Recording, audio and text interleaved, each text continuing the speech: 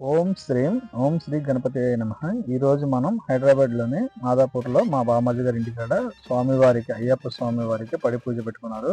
ఆ యొక్క పడి పూజ నిమిత్తం మేము హైదరాబాద్ ఇచ్చాము. మేము వచ్చి బస్తీకి వచ్చేటప్పటికి వాళ్ళు వాళ్ళు ఉన్నారు.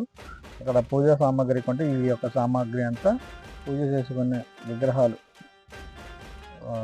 మన అదనం దగ్గరలో తయారవుతాయండి. నిత్యుడి విగ్రహాలు అక్కడ వాళ్ళు షాపు వాళ్ళే స్పాన్సర్ చేస్తారంట.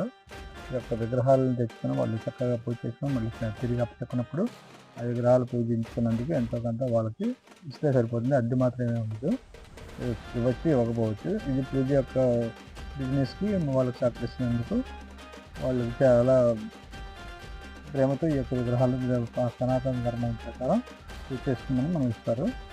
మనం మళ్ళీ తిరిగి చేసుకోవచ్చు, మీకు ఇబ్బంది ఏమి ఉండదండి. తర్వాత వచ్చాక శుభ్రం చేసుకొని వాళ్ళ ఎండలో ఆరబెట్టారు. తర్వాత ఇక్కడ అయ్యప్ప స్వామి విగ్రహం చూడండి. మనం పూజ చేసుకోక ముందు ఎలా ఉంది చూపిస్తున్నాను. పూజ చేసుకునేటప్పుడు స్వామివారి విగ్రహం ఎలా ఉన్నది చూపిస్తాను.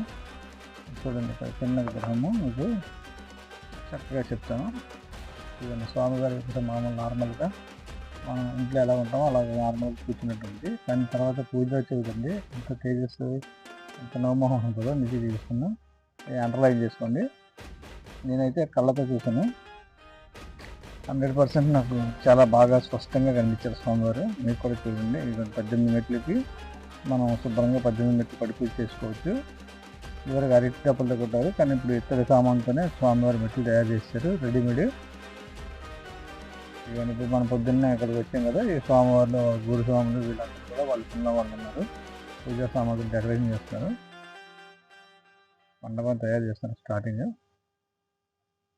మా చిన్నబాబు మధ్య పర్యవేక్షణలో అవాగారు ఆయన నేను వెళ్ళామండి హైదరాబాద్. ఆయన కూడా చూస్తాను. నుంచినాక మా